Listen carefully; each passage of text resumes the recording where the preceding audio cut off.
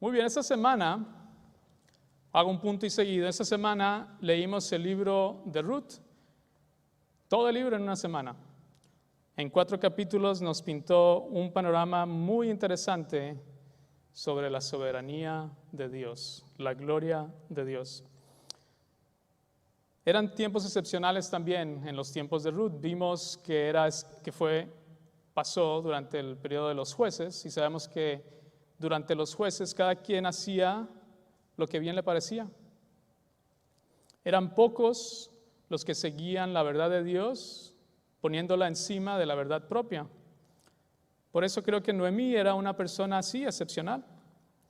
Para mí siento que era una mujer virtuosa como la que describe Proverbios 31.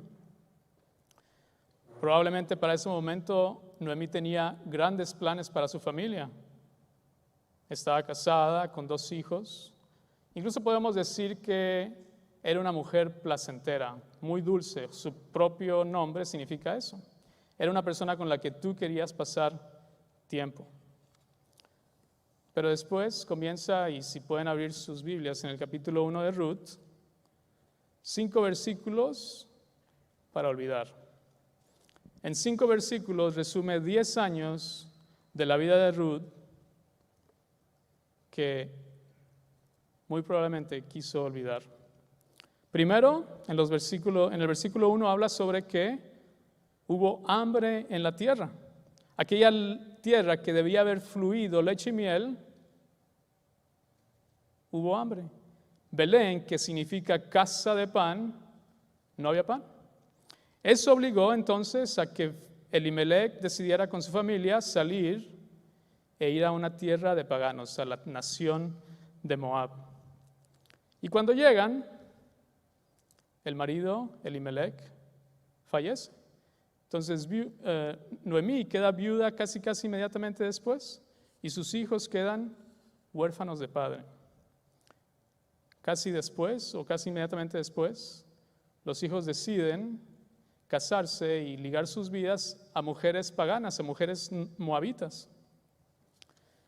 Y al pasar 10 años, sus hijos también mueren.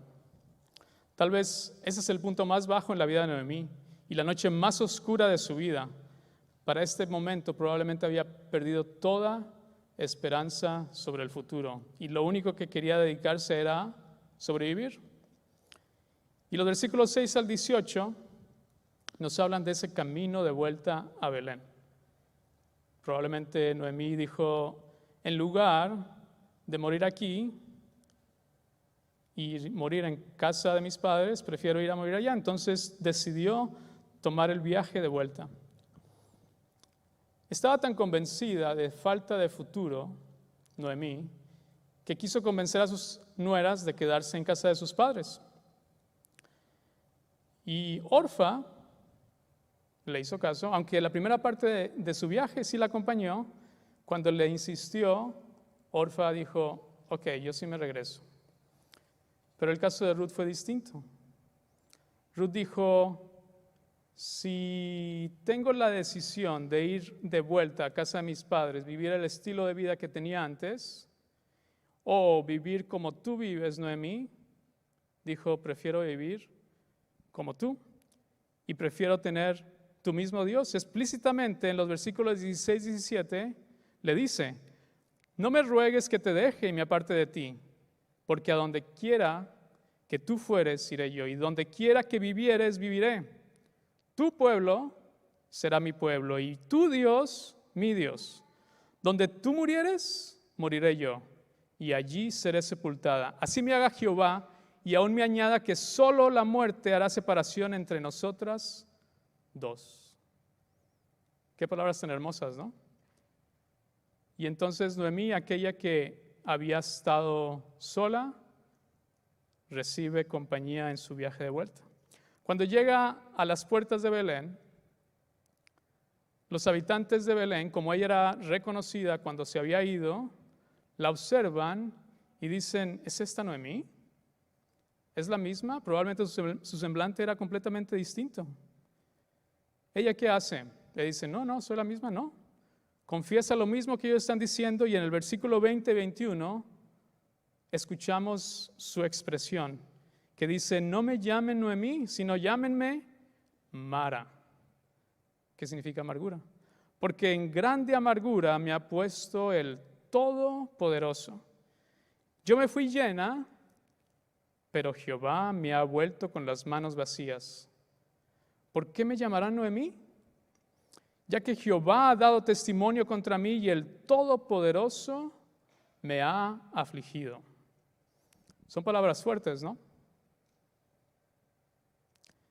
Aún así, creo que hay muchos salmos que utilizan estas mismas palabras para describir la situación en la que estaban. Ella tal vez estaba un tanto cegada por la depresión por la que estaba pasando y no se dio cuenta de las pequeñas bendiciones, rayitos de luz que estaban pasando a su alrededor. Es decir, en la casa de pan hubo pan otra vez. Ella había dicho, me regresé vacía, pero no fue así, estaban Ruth a su lado. Y también no se recordaba de Boaz, cuando le insistía a Ruth y a sus nueras, no tienen con quién casarse, se le había olvidado la presencia de Boaz, un pariente que sin duda lo conocía. Independientemente de esto, Noemí no se dio por vencida. Es decir, no empezó a hacer lo que bien le parecía como todos a los alrededor lo hacían. En esas mismas palabras que vemos de su aflicción, está refiriéndose a Dios como un Dios todopoderoso. Es decir, su referencia de lo que era verdad y no, seguía estando en Dios. Aunque son palabras fuertes, ella todavía seguía firme en que las bendiciones y las pruebas provenían de Dios. Después siguen el capítulo 2 y 4, que ahorita no tenemos tiempo para ampliar, y de hecho los invito a que escuchen el mensaje del pastor Daniel Domínguez que dio el miércoles pasado. Si van a www.centrofamiliarcristiano.net/podcast, ahí van a ver una lista de todos los mensajes y ahí pueden ver la grabación donde amplía esta narración de los capítulos 2 al 4. Voy a tratar de resumirlo. Ruth cuando regresan tan pobres con absolutamente nada que les toca buscar comida donde sea. Entonces Ruth va y busca la comida, las espigas que se caen de los labradores, que era una parte de las costumbres que tenían. Y causalmente, como dijo el pastor Domínguez, no casualmente, ella comenzó a recoger en los campos de Boaz, que era pariente de Noemí. Y ahí comienza una historia muy hermosa de amor entre Ruth y Boaz, y también una historia de redención entre Boaz y Noemí. Es decir, ambas, tanto Ruth como Noemí, encontraron en Boaz a alguien, a un hombre con riqueza espiritual, moral y material, que es una figura que nos apunta claramente hacia nuestro Redentor.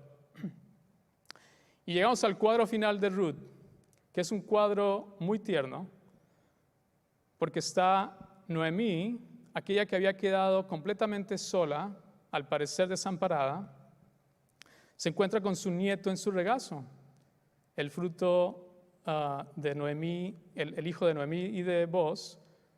Ese bebé queda en su regazo y se convierte como en su abuela. Y entonces aparece esa figura de Aya, es decir, de aquella persona que estaba comprometida a educar, a proteger, a cuidar a aquel niño. ¿Sabes? Aquel niño se convirtió en el abuelo del rey David. Y no se me hace difícil pensar que David escuchó y llegó a escuchar historias de su padre Isaí y de su abuelo Obed sobre la nana Noemí, cómo Dios impactó su vida y cómo eso también le impactó a él. Esta fue una prueba más de la fidelidad de Dios. Y invariablemente llegamos al cuadro y a la figura de la soberanía de Dios. Porque con el beneficio de poder ver toda la historia completa, vemos y alcanzamos a entender un poco el plan de Dios como soberano. Trae cuadros hermosos, el poder de Dios como el de Ruth con Obed, pero también cuadros desoladores como Noemí siendo viuda. ¿Sabes? Acabamos de entonar Abre mis ojos, oh Cristo, y cantamos Derrama tu amor y poder. ¿Correcto? Bueno, creo que no tenemos problema en decir derrama tu amor, Dios, porque nos encanta, ¿no? Es bueno. Pero cuando decimos derrama tu poder, sabes, durante el periodo de prueba y en especial ahora durante la pandemia, probablemente muchos hayan caído de la fe porque no han sido capaces de entender y aceptar este atributo de Dios, que Él es soberano. Lo acabamos de leer, ¿no?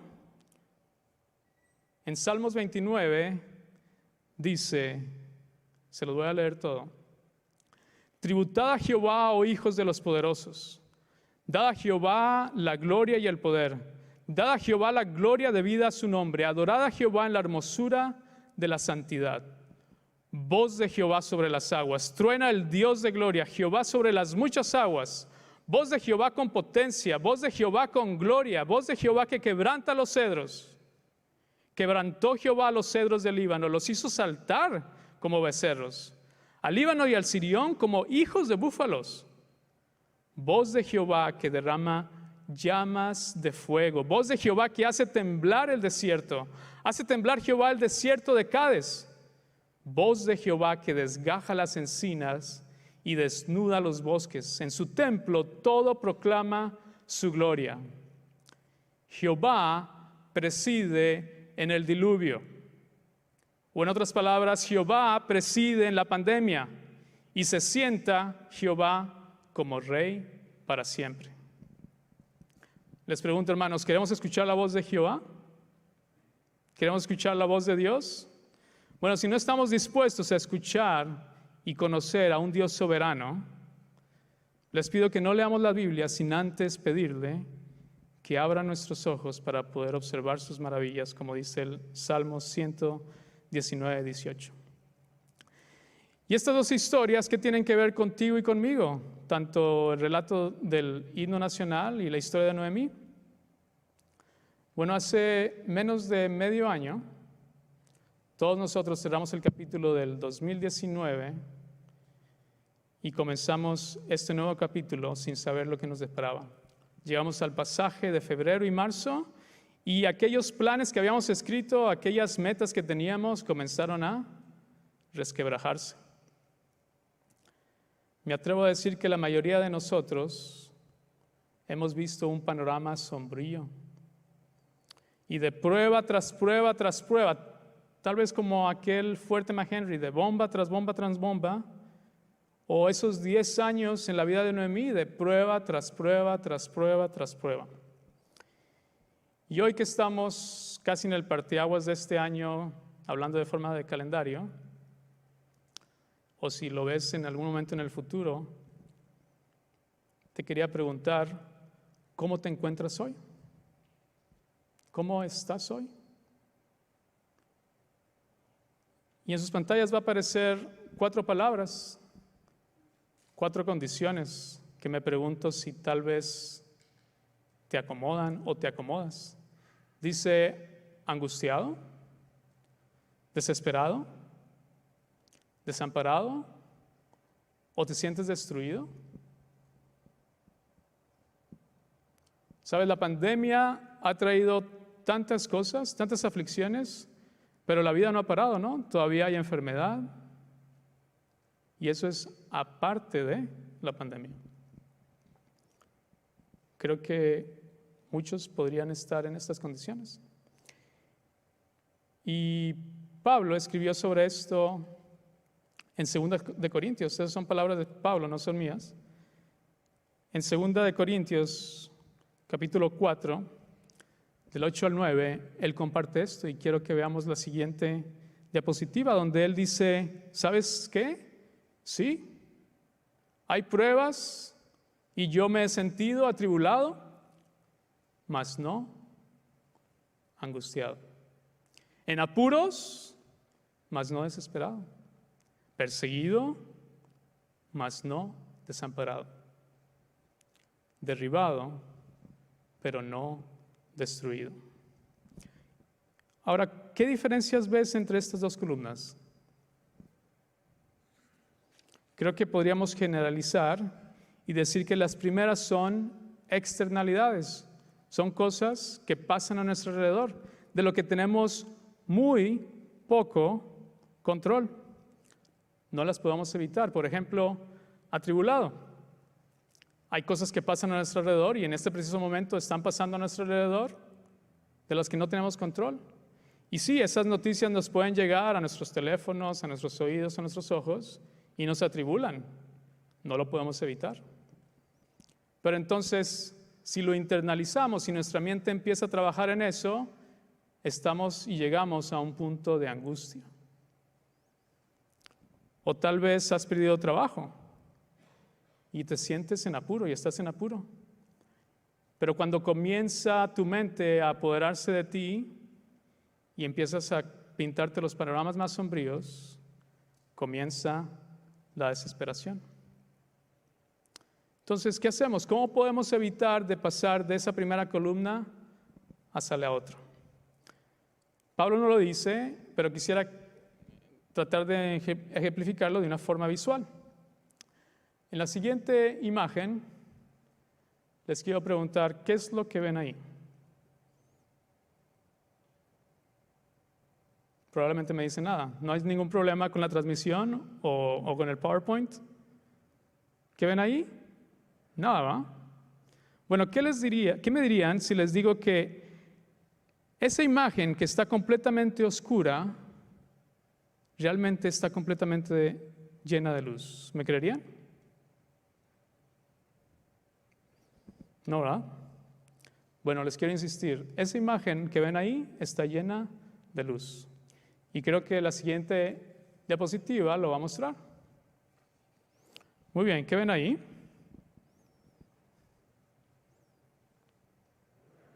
Ah, la luna. Muy bien. Bueno, eso es una respuesta un poquito incompleta. ¿Saben qué es lo que están viendo ahí?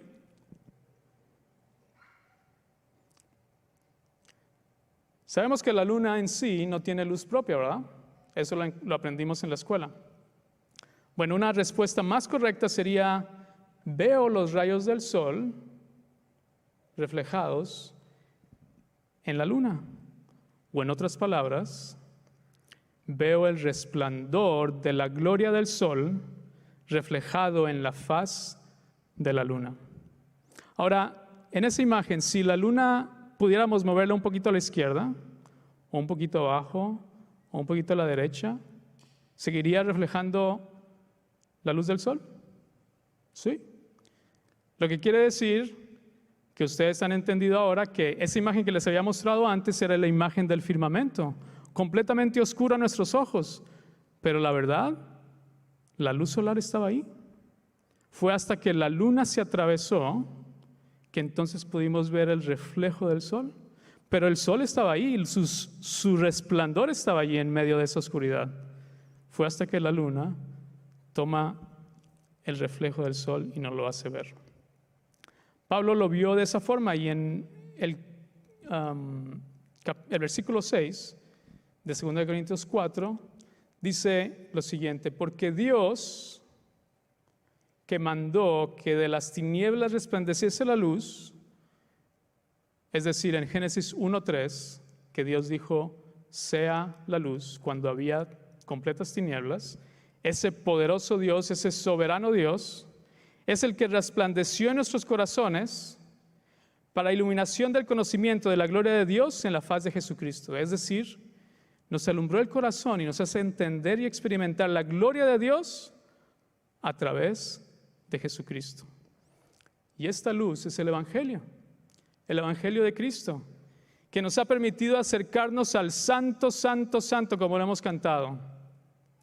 Y la fe es esa iluminación, es un corazón iluminado de un conocimiento espiritual que nos permite ver su amor y cómo Él nos salva de nuestro pecado. Durante esta pandemia global o durante este problema que tengas en casa, ambas ponen a prueba nuestra fidelidad a Dios, ¿correcto? Pero también son más oportunidades que Dios tiene para mostrar su fidelidad a nosotros. Ahora, ¿de qué me aprovechan todas estas cosas? ¿Por qué tenemos que pasar por tanta prueba? Pablo lo explica ahí en los siguientes versículos del 16 al 18. Dice, por tanto, no desmayamos, no nos damos por vencidos. Antes, aunque nuestro hombre exterior se va desgastando, el interior, no obstante, se renueva de día en día. Es decir, este cascarón externo tiene fecha de expiración, pero el de adentro le pasa todo lo contrario, se va renovando. Continúa, porque esta leve tribulación momentánea produce en nosotros un cada vez más excelente y eterno peso de gloria. Es decir, estas mismas pruebas nos hacen comprender lo siguiente. Si las comparamos con la gloria venidera, estar en la misma presencia de nuestro Salvador, vamos a notar lo leve y lo temporal que son. Incluso si esta pandemia dura meses, si las repercusiones son demasiadas, aún así va a ser leve y momentáneo. Probablemente algún soldado en el fuerte McHenry tuvo un pensamiento similar. Tal vez dijo, esta batalla va a durar unas horas, pero la gloria venidera de este país va a perdurar. Termina el pasaje diciendo, no mirando nosotros las cosas que se ven, sino las que no se ven. Pues las cosas que se ven son temporales, pero las que no se ven son eternas. Es decir, conseguimos este punto de vista cuando nos enfocamos en lo eterno y no en lo temporal. Otra vez, regresando a la historia de Noemí. Cuando tenemos toda la historia, tenemos el beneficio del tiempo, el beneficio de la historia y podemos ver todo lo que pasó. Incluso cosas que ella no pudo ver en vida, las podemos ver. Salomón, uno de sus descendientes, escribió en Eclesiastés que Dios puso eternidad en nuestros corazones. Es decir, tu corazón y mi corazón está capacitado para ver las cosas así, para ver las cosas desde un punto de vista eterno y no temporal.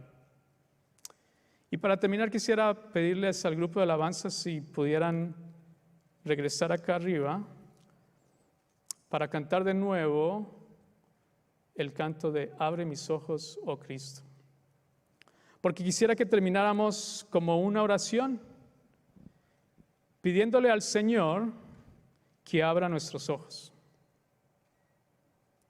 Porque queremos verle en medio de esta pandemia, queremos ver cómo la hermosura de su santidad, el resplandor de la gloria misma de Dios que brilla en nuestro Señor Jesucristo, ilumine tu corazón e ilumine mi corazón. Y entonces podremos irradiar esta confianza y mostrar con seguridad que fue Cristo que nos amó y se entregó a sí mismo por nosotros. Y hoy también yo te pregunto, ¿qué nos separará del amor de Cristo? ¿Tribulación o angustia? ¿O persecución o hambre o desnudez o peligro o espada o un virus? No. ¿Sabes? Yo también estoy seguro que ni la muerte, ni la vida, ni ángeles, ni principados, ni potestades, ni lo presente, ni lo porvenir, ni lo alto, ni lo profundo, ni ninguna otra cosa creada, mucho menos este virus, nos podrá separar del amor de Dios que es en Cristo Jesús, Señor nuestro. Y mi oración es que ese mismo resplandor que rodeó a Pablo en su conversión sea también capaz de iluminar nuestros corazones y que nuestras mentes puedan ver esto que todas estas cosas que nos están pasando nos eleva y nos acerca cada día más cerca de Él. Pidamos a nuestro Señor soberano que derrame sobre nosotros su perfecto amor y también su soberana voluntad. Y que cualquier cosa que esto implique, sigamos entonando: Santo, Santo, Santo.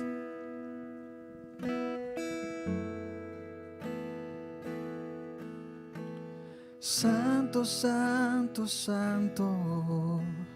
Santo, santo, santo. Santo, santo, santo. Yo quiero verte. Santo, santo, santo. Santo, santo, santo. Santo, santo, santo. Yo quiero verte. Una vez más, dile. Santo, santo, santo. Santo, santo, santo. Santo, santo, santo. Yo quiero verte.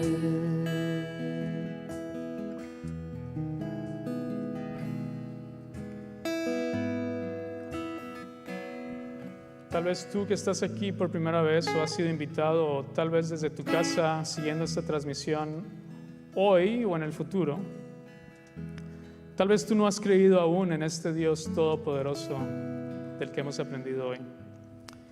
Y tal vez así como Ruth, que estuvo en esa encrucijada de decidir entre una vida pasada, una vida que más bien valía la pena dejar atrás, y seguir una vida al lado de Dios. Sabes, Ruth tuvo participación en esa redención que vos otorgó. Y hoy también tienes tú esa oportunidad de ser redimido por nuestro Salvador. Todo comenzó en el caso de Ruth con una decisión. Cuando se enfrentó a ese panorama, ella decidió y dijo: yo también quiero seguir al Dios Todopoderoso. Y si ese es tu sentir, te pido que te quedes aquí y te acerques al final para que podamos asistirte en eso. Si estás en casa siguiendo la transmisión, nos puedes contactar a través de la página web, o tal vez al lado tuyo hay alguien que te pueda ayudar a tomar esta decisión en tu vida. Y por eso queremos pedírtelo encaradamente. Y bueno, muchas gracias de nuevo por estar aquí, y sigamos viendo a Dios, viendo a Jesús a través de todas estas sesiones, y nos vemos aquí la próxima semana. Amén.